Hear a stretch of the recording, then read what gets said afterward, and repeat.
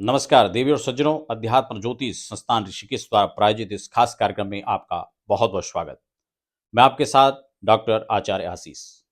हम बात कर रहे हैं वर्ष 2026 आने वाला है और उसके राशिफल क्या शुभाशुभ परिणाम आपके जीवन में आ सकते हैं, क्या संभावनाएं रहेंगी। ज्योतिष संभावनाओं अवसर का एक विज्ञान है। इसी आधार पर क्या संभावनाएं रहेंगी, क्या सावधानियां आपको बरतनी है और कौन से उपाय किए जा सकते हैं जिससे आने वाला वर्ष और भी बेहतर साबित हो सके। इसी पर हमारी डिटेल में चर्चा रहेगी। खास बात ये आपकी राशि पर आधारित रहेगा, आपकी कुंडली पर आधारित नहीं। इस बात को ध्यान में रखें। नए दर्शक हैं तो फटाफट चैनल को सब्सक्राइब कर लीजिए, बेल आइकन प्रेस कर लीजिए, ताकि आने वाली भी जो अपडेट्स हैं, चाहे वो ज्योतिष की हो, आध्यात्मिक की हो, वैदिक पूजा पाठ की, वो सभी जानकारियां आपको मिल सके। विशेष हमारे कार्यक्रम में क्या रहेगा, क्योंकि राशिफल तो आपने बहुत सारे देख भी लिए। हमारे राशिफल कार्यक्रम में आपको हमने जिस प्रकार से डिजाइन किया हुआ है, वो प्रत्येक महीने के हिसाब से क्या ग्रहों का परिवर्तन रहेगा, उसके क्या परिणाम रहेंगे, उस पर शुभ और अशुभ प्रभाव दोनों पर एक साथ चर्चा रहेगी। साथ ही साथ अंत में उपाय भी रहेंगे, ताकि आप उन जो अशुभ जो घटनाएं हैं उनसे आप बच सकें और शुभ परिणाम आप ले सकें।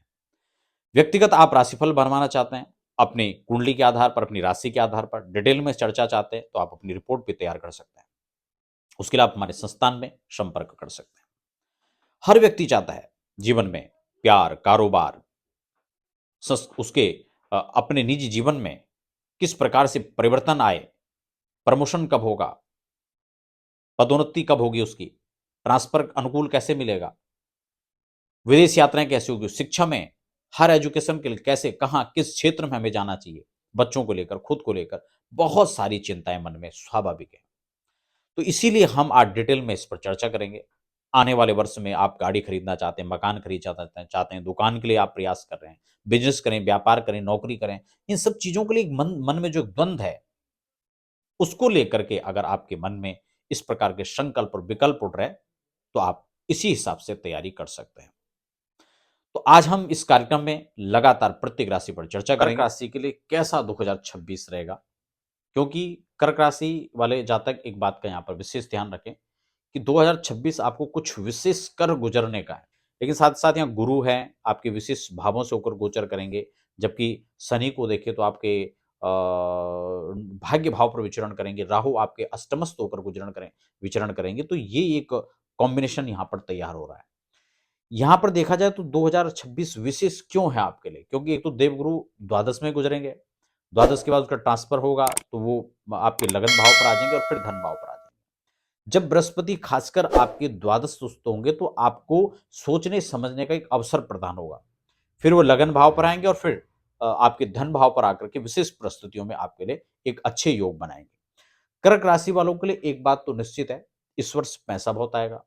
इस वर्ष मान सम्मान में वृद्धि होगी, और कहीं ना कहीं जो समय है उसमें अगर हम यहाँ देखें तो शुरुआती जो दौर है, ये कर्क राशि वालों के लिए स्वास्थ्य की दृष्टि से बहुत ज्यादा अनुकूल नहीं है। थोड़ा ध्यान देने का यहाँ पर रहेगा, क्योंकि साल भर हम देखें तो राहु अष्टमस्थ रहेंगे। आलस्य, निर्माद, प्रमाद, जिन लोगों को ऑलरेडी ज्वाइंट पेन है या दंत रोग हैं, उनको थोड़ा सा यहाँ पर ये दिक्कत कर सकता है।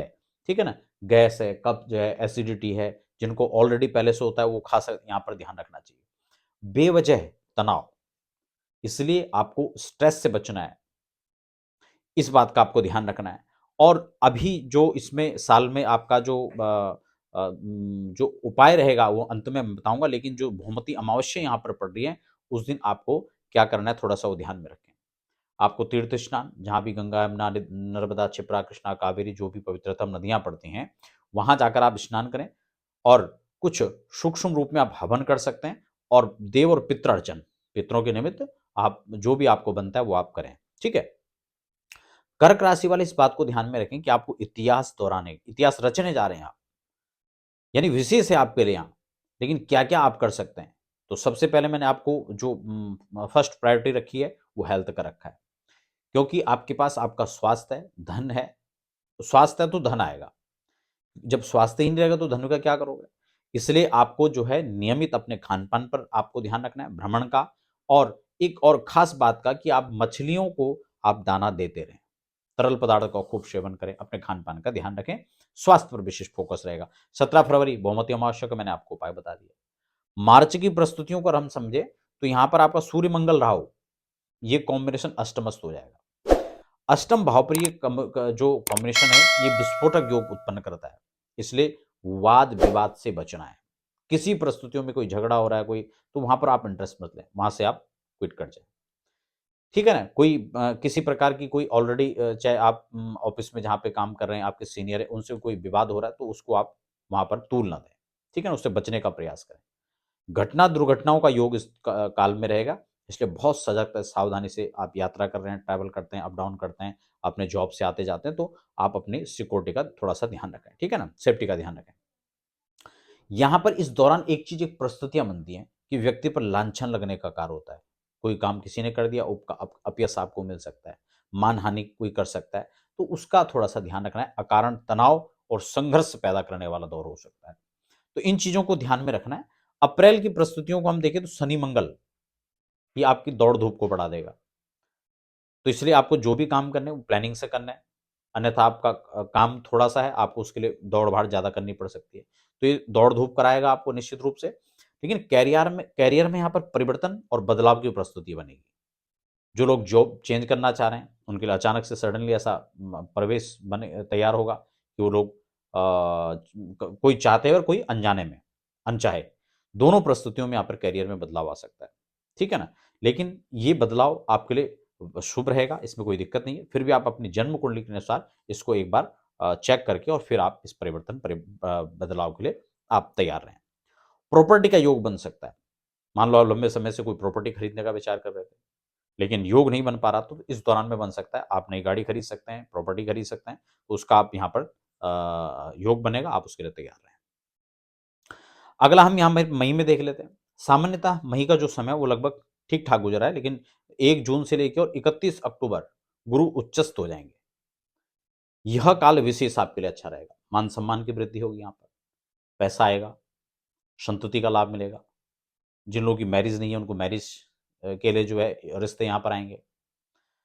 अच्छे रिश्ते आने के साथ साथ में जिनको बेबी कंसीव करने में दिक्कत हो रहा था उनको संतति का लाभ प्राप्त होगा। जिनके बच्चे ऑलरेडी पढ़ रहे हैं तो उनको शिक्षा में अच्छा लाभ मिलेगा, क्योंकि संतान से लाभ या संतान का लाभ दोनों ही इस परिस्थिति में आप कह सकते हैं। दूसरा, इस शिक्षा के लिए फिफ्थ हाउस को हम चेक करते हैं, तो ये पढ़ाई लिखाई के हिसाब से देखा जाए तो शिक्षार्थी जो शिक्षा वर्ग से जुड़ा हुआ जो क्षेत्र है और जो बच्चे हैं, शिक्षक और शिक्षार्थी दोनों को इसका बेनिफिट यहाँ पर मिलेगा। स्वास्थ्य का अच्छा लाभ मिल सकता है आपको, ठीक है। नौकरी पेशा या व्यापारी दोनों वर्ग को इसका अच्छा लाभ मिलेगा। नई योजनाएं यहां पर बन सकती हैं या नई योजनाएं जो बनी हुई उनको आप क्रियान्वित कर सकते हैं, और मंगल उत्सव यहां पर बना रहेगा। 18 सितंबर से और 12 नवंबर तक हम देखें तो आपकी राशि पर मंगल नीच हो जाएंगे। ये योग जो यहां पर मंगल नीच हो रहा है तो इसमें मनमुटाव की स्थिति पैदा होंगी, संबंधों में विच्छेद होगा। ऑलरेडी अगर तनाव चल रहा है संबंधों के रिलेशन में तो आप उसमें उसको संबंधों को बचाएं, नहीं तो आपका क्रोध, आपकी वाणी इन सबको खत्म कर सकती है, इसका आपको ध्यान रखना है। काम काज में किसी प्रकार की जल्दबाजी इस समय ना करें। राजनीति हलचल हो सकती है, सत्ता परिवर्तन हो सकता है, दल बदलने में इस समय पार्टियां जो राजनीतिक के लोग हैं दल बदल सकते हैं, तो ये बहुत सारा चीज यहाँ पर चेंजेस देखने को मिलेंगे। नवंबर दिसंबर में धनागम में वृद्धि का योग बनेगा, इसमें कोई दिक्कत नहीं है। रुके हुए कार्य बनेंगे, पारिवारिक सहयोग आपको मिलेगा। और दिसंबर में यहाँ पर सूर्य धनेश होकर पंचम भाव पर गुजर रहा है, तो संतान से संबंधित जो सफलता है उसको यहाँ पर देगा। आकस्मिक धन लाभ की स्थितियां बनाएगा, और सरकारी कार्य या सरकारी क्षेत्र से जो जुड़े हुए लोग हैं उनको यहाँ पर अच्छा रहेगा। और सरकारी काम में बाधा उत्पन्न कभी बनेगा, इसलिए दोनों चीजें रहेंगी, इसको थोड़ा सा सामंजस्य से आपको देखना होगा।